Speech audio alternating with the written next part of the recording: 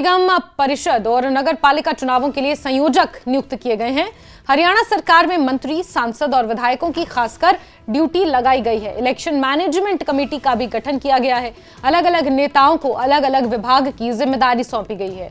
प्रदेश अध्यक्ष मोहनलाल बड़ौली ने इसको लेकर आदेश जारी किए हैं और नगर निकाय चुनावों को लेकर सरकार कितनी गंभीर है इससे समझ में आ रहा है, जहां प्रदेश में मंत्री, विधायक और सांसदों की ड्यूटी लगाई गई है। तो आप देख रहे हैं प्रचार प्रसार विभाग बनाया गया है, जिसमें कई सांसदों की ड्यूटी लगाई है, मंत्रियों की ड्यूटी लगाई है। जनसभा एवं जनसंपर्क विभाग है, कॉल सेंटर है, युवा संपर्क, महिला संपर्क, ओबीसी संपर्क, ये तमाम बनाए गए हैं अलग अलग विभाग।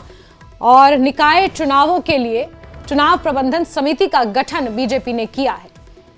तो बीजेपी की गंभीरता इन चुनावों को लेकर साफ समझ में आ रही है। जो ट्रिपल इंजन सरकार का नारा हरियाणा में बीजेपी ने दिया है और उस नारे को किस तरह से हासिल करना है, अचीव करना है, इसको लेकर भारतीय जनता पार्टी की चुनाव प्रबंधन समिति से ये समझ में आ रहा है।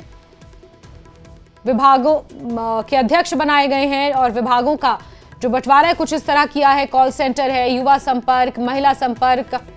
और अंकित दुधानी हमारे सहयोगी ज्यादा जानकारियों के साथ फोनलाइन पर जुड़े हैं। अंकित, जिस तरह से ये चुनाव प्रबंधन समिति का गठन किया गया है, साफ समझ में आ रहा है कि बीजेपी किसी भी चुनाव को हल्के में नहीं लेती और हर एक चुनाव के लिए बीजेपी गंभीर है। जहां एक तरफ कांग्रेस अभी तक अपने उम्मीदवारों को ही सही से उन्हें सपोर्ट नहीं कर पा रही है, तो बीजेपी पूरी तरह से साम दाम दंड भेद के साथ चुनावी मैदान में है।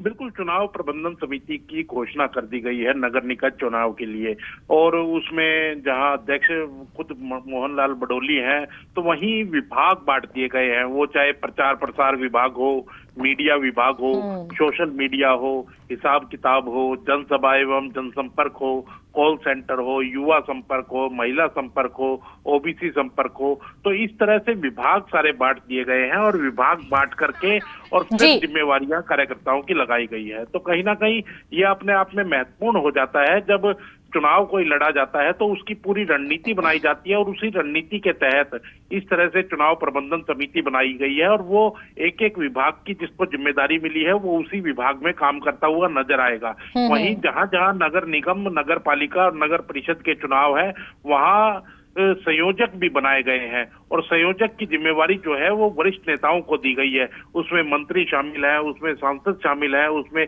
वरिष्ठ कार्यकर्ता शामिल है, उसमें विधायक शामिल है। तो ऐसे एक संयोजकों की लिस्ट भी जारी की गई है। अगर बात की जाए फरीदाबाद नगर निगम की, तो विपुल गोयल और राजेश नागर दोनों हरियाणा सरकार में मंत्री है, उनको जिम्मेदारी दी गई है। हिसार नगर निगम की बात करें तो नवीन जिंदल और डॉक्टर कमल गुप्ता, हालांकि दोनों एक दूसरे के अपोजिट हैं, दुर्विरोधी हैं, पार्टी में एक में ही है, लेकिन दोनों को इकट्ठे जिम्मेदारी दी गई है। वहीं अगर करनाल की बात करें तो महिपाल ढांडा मंत्री हैं और जगमोहन आनंद विधायक है, तो उनको जिम्मेदारी सौंपी गई है। ऐसे ही पानीपत नगर निगम की बात करें तो कृष्ण लाल पंवार कैबिनेट मंत्री हैं और प्रमोद विज विधायक है, तो उनको जिम्मेदारी सौंपी गई है।